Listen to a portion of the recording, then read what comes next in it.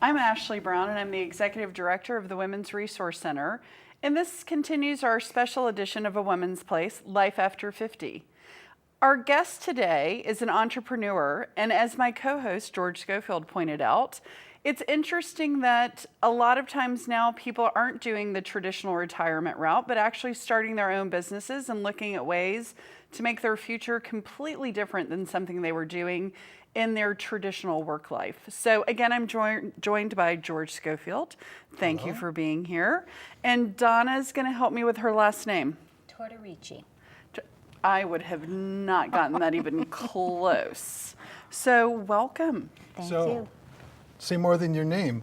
Tell us about your business and who are you and what is it? Because you're a special guest.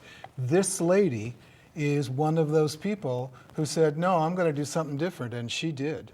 Yes, I certainly did. I opened a popsicle business, and we sell all natural gourmet popsicles.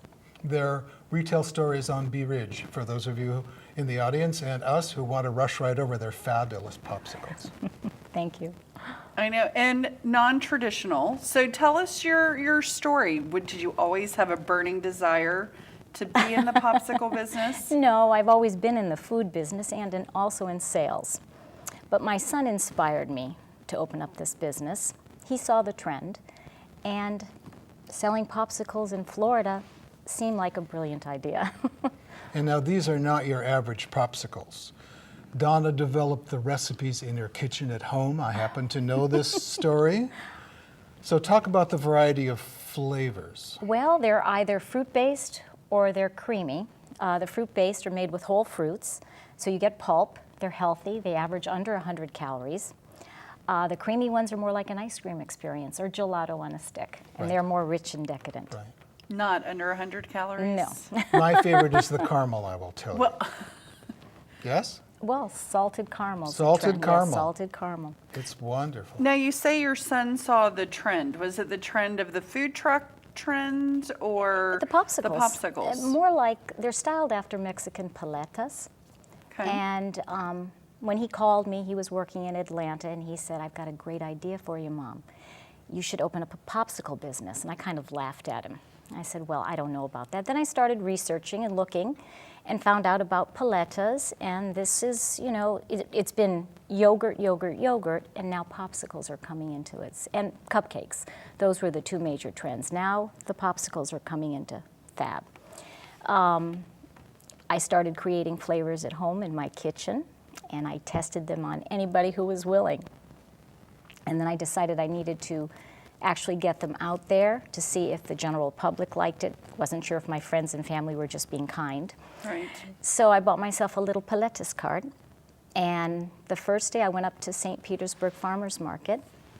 The first day I loaded up with 8 flavors. That, by the way, I still have all those flavors. Those are my top sellers even today. And the first day I sold 500 popsicles. Wow. Yeah. And it's interesting that farmers markets, and as we get in further into this discussion on entrepreneurs and ways to reach a market, farmers markets provide really interesting opportunity for female entrepreneurs, but female in particular that have that starts as a home-based business, as cooking, or which is great, and it's an economical way to test the market. It's not an expensive way to get into it, and it provides a wide variety of an audience for you. So I know that you have a background in the food business and in events and catering and all of that, and in sales. But it's really a leap to start your own business and do something like this that's this adventurous. What were the primary skills you had that you brought to the business, and what skills did you need to acquire to make that leap to entrepreneur? Well, I think I had the most important part of it, because I think one of the most important things an entrepreneur has to have is sales ability, because you're always selling. You're selling your idea, you're selling your product. I mean, you sell it to your customers, you sell it to your employees. You also sell it to possible investors. So that was the one big thing I brought to the table in the beginning that I knew would help me. Then my knowledge of food, of course, was important as well. It was a natural combination. And the for me. distribution system, did you understand the distribution system, or was that something you had to pick up? I did understand it to a degree, but it was more specific with my business, so I learned a little bit as I go. And the financial part? Well, I've always had a good business mind, so that hasn't been too hard. Okay. Okay. So take me back to what you were doing in the food business and in sales. Were you local here in Yes. our area? For the last 30 years, I've been an event planner. That's probably how we know each other. Probably. Yes, when we saw each other, it's like, I know you. So event planning, which is for a company or a restaurant? I worked for a long time, I worked for corporations, big corporations. Nice. So did you decide you wanted to do something when your son called and said, I know what you should do, open a popsicle business? Had you been talking about maybe taking more control of what your future was going to be? Absolutely. I was trying to plan for the future, and it was the right time. And timing is everything in life, and it just happened to be the right time when he approached me, and I said, I'm going to do this. Donna, what do you think is the difference between simply being self-employed and being an entrepreneur? Well, a person that's self-employed is more hands-on. They're more involved with the day-to-day operations of their business, whereas an entrepreneur is more interested in creating the systems that operate the business. Okay. And what about the risk and the challenge and the rest of those pieces that we associate with entrepreneur? Well, I think somebody that's self-employed might own a beauty salon or, a retail store of some kind. And they go to work every day and they kind of do the same thing. And they're involved with every facet of their business. And an entrepreneur, to me, is somebody that likes to take risk, likes to develop new, interesting ideas like popsicles, something that no one else is doing. And they're really not concerned about the risk. It's never really, for me, it's never really entered my mind. But I know that if the risk pays off, the rewards will be great. Okay. And popsicles were sort of a hot new idea for this area, I gather. Absolutely. It's a new trend. Okay. I've read that it's going to replace the cupcakes. Whoa. Which was a huge trend. And when you talk about the entrepreneurs interested in creating systems, is that so you could franchise and expand? You're not looking at, I'm opening a retail shop on Anna Maria to work there every day and do. You're looking for expansion. Exactly. You're laying the groundwork for it. Because entrepreneurs truly are not interested in operating their business. I'm not interested in making my popsicles. I am always looking in the future. I'm always looking 6 months down the road. I'm always thinking about new things that I can bring into the business. And that's where I spend my time. But laying the groundwork for the processes so then you can bring people in that will run the business. Exactly. Well, I've already got my teams in place. And that's what I need. So what kind of teams? Tell us a little bit about it. Well, my sales team, my in-house sales team, my outside sales team, my production team. Okay. And that's kind of how we operate right now. Well, a quick question. Yes. We went from, I was at the St. Pete Farmers Market with my cart and sold 500 popsicles, to a sales team, a production team. An internal sales team, an internal external sales So team. can we talk about that? How did I get was there? Was there a small bridge, perhaps, that went from one to the other? But it didn't happen all at once. It happened slowly. We evolved into that. I had one push cart, then I had 3 push carts. Then I sold little distributorships to other people around the state of Florida, which then we still did all the production of the popsicles for these people, so they became wholesale accounts. So that's how we kind of grew. Then from there we had that exposure. We picked up hotels for wholesale business. So we ship. We now have a warehouse in Orlando where we warehouse our popsicles and we ship out from there. It all kind of evolved. It didn't happen at one time. And as I went, each step along the way, I developed another system to make that happen. That's fabulous. And I mean, truly, to start with an idea in your kitchen and then it grows too. And looking at the future, do you want to stay within this, or are you looking for your next opportunity of where popsicles go, or are you also keeping your eye out for something new and interesting? Oh, I'm always got my eyes open for something new and interesting. And giving up the control. This is always the topic for me. I mean, giving up that ownership of what you created in your kitchen. It's hiring the right team, would you say, is your biggest? It is, but I don't see myself as the boss of everybody. We all have sort of equal share and equal say, and we work together, and that's how it's successful. So I don't feel that I've lost control. Well, and that's actually a leadership model that I think really works for your business and for your leadership style, if you will. So it's not so much top down as is you hire people who take responsibility. Like you might talk about the fellow who actually, what's it like to actually make the popsicles? What do people do? Well, it's a process. Because they don't just happen. No, you have to get the materials in. We do. We get the product in. We have to prep it. We have to make what we call our batters. They have to be poured into molds. They have to be frozen. They have to be taken out of the molds. They have to be bagged and boxed and distributed. So it's a process. Now, did you connect with anyone or an organization as you were looking to grow this business? Because as an event planner, were you working for yourself as an event planner that you worked with different companies, or were you an employee of someone's? I was an employee, but towards the end, I did do some on my own, and I had developed relationships with a lot of businesses in town, which I still have today, and it has helped me a little bit with my business. And it's always nice to be able to talk to another person that is an entrepreneur or another business person. You pick up ideas, and you help each other, especially local business. And were there any websites or information that you found that were really helpful for you, or did you just connect with people that you knew to ask questions? Mostly individuals. I pick people's brains all the time. Right. So let's That's how I talk learn. about what it's like from an hourly basis. Is this your life? Is this what kinds of hours does an entrepreneur put into it? And I just don't mean at the store or at the plant. How many hours a day does your head run about this? All the time. All the time. I'm always, like I said, I'm thinking 6 months down the road. I'm always on that new thing. And you have to, if you want to keep ahead of the trend, I mean, you have to be constantly moving on, thinking about what the new thing is that you can bring in that's exciting. What can you do here? What can you do there? I never shut down. Unfortunately, that's who I am.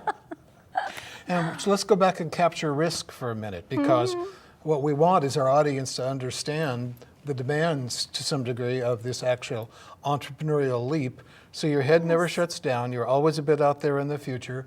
The business is running. What are the real risks? Well, there's a lot of risks. I mean, you have to, I think courage is one of the things that you have to have when you're an entrepreneur, because there's a lot of ups and downs that you have to weather, and there's plenty of them. So, Like, for instance? well, you know, things don't always go as planned, so you have to be able to solve a problem. I'm constantly solving things every day, something, and you have to be a quick thinker when you're an entrepreneur. You don't have, you know, that ability to, or you don't have that privilege or luxury of sitting back and waiting, and I'll think about it for a day or two. A lot of times I'm making 10 or 12 decisions a day, and it just happens. So does it make a difference that you have a perishable product that's frozen in Florida in terms of your shipping and your warehousing? You know what? The shelf life, there's no spoilage in our product. We're very lucky. As long as you keep it frozen at a negative 10 degrees, it'll last for months. Wow.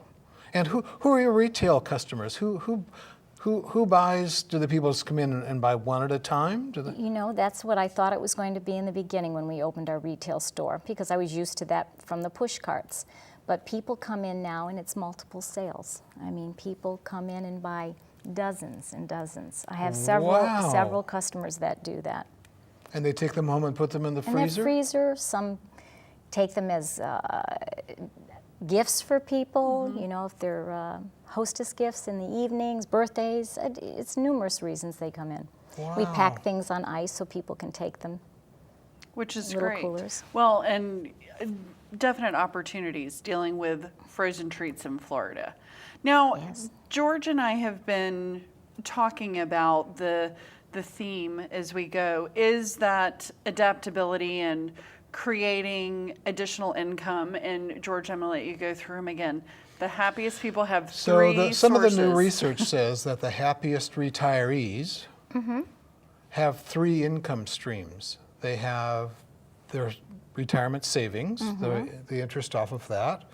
They have Social Security in some measure, but they also have an income stream that they've created through part-time work or having a business Yes. or being an entrepreneur that keeps them engaged, if you will. So I think we're beginning to redefine retirement dramatically because it was you worked and then you didn't. And it's the other number that we've been talking about is that if you're going to retire at 75, which is more likely than 65 these days, and you're going to live to 95 and you need $50,000 a year, that's $1 million. If you start saving for your retirement at 50 and you work to 75, that's $40,000 a year you have to save for 25 years to have the $1 million to be able to live the next 20 years. The fact is that we're experiencing these revolutions in in a way we work, in how long we're going to live, what's going to cost to be able to pay for ourselves if we're going to have this longer life. And in the end, it's about quality of life, too. One of the things I've liked about interviewing you is that you seem to have an extraordinarily high quality of life in the midst of your entrepreneurial efforts. I'm a very positive person. So tell Ashley about cooking. Like a cook. Ooh, You love to Yes, cook? I cook in my spare time. Gourmet food, too. Nice. That's my way of relaxing. Which is great. And having something that you love and a passion is good. Yes, because you know, I never know where I'm going to pick up my ideas for popsicle flavors either. So I'm always keeping my hands in. And so I think this is a really important point because your entrepreneurial business seems to have grown out of some combination of your background and what you've enjoyed, Yes. your ability to morph it into something that could be a business and something that had some acceptable level of risk, but that felt really creative to you. And I think that's part of the secret of being an entrepreneur. And it's really going to be important for our viewers to stop and say, well, what am I good at? What do I like? It helps to have come from an entrepreneurial family. Yes, that's true. And apparently you did come from an entrepreneurial I did. family. My father was a true entrepreneur. So tell us about him, because then maybe it's in your genes somehow. Perhaps it is. My father was in the clothing business. He had a chain of ladies' clothing stores in the Northeast when I was growing up. So I worked for him, and I didn't know any other way other than, you know, family business and working. And my dad was always busy. He worked 7 days a week for as long as I can remember. Was that unusual for a man to have a chain of ladies' It was in that apparel day. stores? It was in that day. He was also a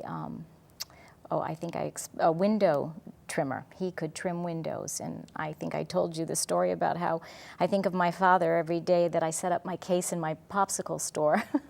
I consider that my window dressing, Right. and it's beautiful. Interesting. Because people eat with their eyes first, so it has to look pretty. Well, and I think that also talking about the realities of so many people want to start their own business, they want to do, but if you're not willing to make the decisions and put yourself out there, because ultimately, as an entrepreneur or as a self-employed person, even, if you're not willing to take the risk of either monetary risk or failure, that it's really difficult, or making the decisions. And from an entrepreneurial standpoint, I think many more decisions, because if you are self-employed and you have a store, you're pretty set Yes. once you get the first one done and open. But if you're always looking to change and add and grow, you're never in a place of, I don't have to think today. I'm Right. just going to let it breeze. Well, and don't It's you think exactly true. that that's actually the opposite of what we understood retirement to be? The golden years and coasting, and lots of leisure time, and very little challenge, and being with the grandchildren and playing golf and all these things. I think what we're describing is virtually the opposite of what we grew up thinking retirement would be. And now we're Yes. saying, wow, our heroes are people like Donna, who are entrepreneurs, as opposed to somebody who made a lot of money and stopped early and now doesn't have this kind of stimulation and creativity. I think we haven't made that complete shift yet, but I do think it's a shift that we're partway through already. I agree with that. Well, and it's interesting. My husband is self-employed, and he is at an age where everyone, he's not at retirement age, but everyone is asking, when are you going to retire? When are you going to retire? And he finally said to me one night, he's like, why does everyone keep asking me? I don't want to retire.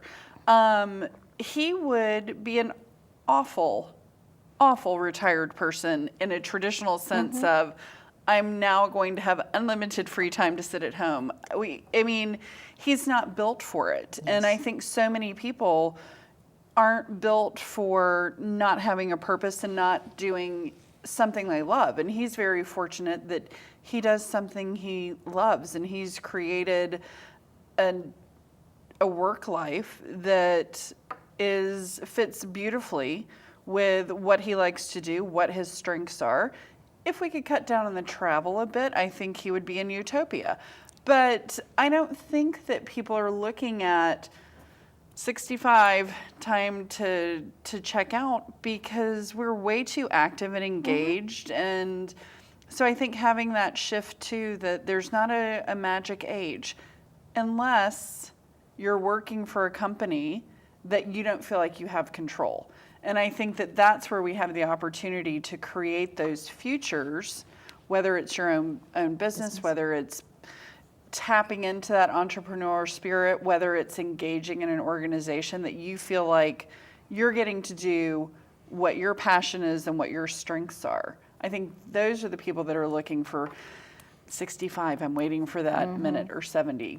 So one of the reasons I'm especially happy that you're here is that we want to bring entrepreneurial spirit to this table and have us be able to tell the stories, because I think it's really hard to understand from the outside. If one of our viewers has worked for one company for 35 years, and this isn't in our viewer's biography, Yes. there's all this conversation about entrepreneur without actually understanding what it is, and that you wake up some night, going, "Oh my Yes. God, was this the right decision?" Do you worry about it at night, even occasionally? No. Really? No, I really don't worry Wow. about it. No, I think about it, but I don't worry about it. Okay. And do you solve things at night that you go in the next day? Sometimes I do. I thought so. Absolutely. Or drying my hair. That's a big time for Yes. me. I do a lot of thinking when I'm drying my hair. Yeah. Now, your son that called you and said, "Mom, I've got a great idea for you." Yes. Has he been part of this process? He has indeed. Wonderful. He comes up with a lot of the flavors that I have. He's a sommelier, a trained sommelier. So his whole thing is it's sight, smell, taste. And I've said this story over and over about our popsicles. You can taste, when you taste the popsicle, you get a flavor in the beginning, a flavor in the middle, and then a finish. And if the new flavors we're developing don't pass that criteria, they don't become a flavor. So we think very long and hard before we make a flavor permanent. I'm seeing a future show with your son and wine. I don't know. It seems like a good idea to me. Absolutely. Absolutely. And She it's- actually has two sons who are in the I do. food Both of them are business. in the food business. Why would we stop at one? We'd get both of them. Right. And do they share your entrepreneurial spirit? Or They do indeed. Oh yes, they both are a chip off the old block. So what do they do? Just do it quickly. Well, my youngest son owns 2 restaurants, a bakery, a catering business, and my other son is working up in Atlanta as a sommelier right now, and he comes back and forth here. So he comes down, spends a week here, goes up there, comes back down here and helps me out. So he's doing a little traveling, but they're So both very wonderful. active in the food business. And people ask me, well, does the younger one give you ideas? He really doesn't give me ideas, but they all like to taste the popsicles and pass judgment about them, so that's Well, okay. Who doesn't like to pass judgment? On That's popsicles. fine. And George and I are willing to be taste testers at any Anytime. time that you need. Absolutely. And I'm really excited that we're going to have you participate with our big fundraiser as the That'll be dessert, because fun. it's something new and interesting, which is always fun. And I think it's interesting, George, as we're going through the topics of what it looks like, how to stay engaged, how do we create that revenue stream. And the next topic that we're going to take on is, what if you find yourself in a position that you can't afford to live on your own anymore? And we're seeing more and more people that are finding it difficult to have that independence. So are we moving towards some interdependency and finding some different ways to live into our 80s and 90s? And I'd like to again thank METV for making this possible. Thank you for being here, Donna. What My a great pleasure. story. Thank you for having me. And right in our backyard, and I had no idea, so I love hearing the stories of people taking just opportunity and risk and building something fantastic. Thank you. And taste testing. And she's a model for all of us. I know. And George, as always, wonderful co-host. Thank you. It's a pleasure to be here. I know. And we look forward to seeing you next time on Life After 50.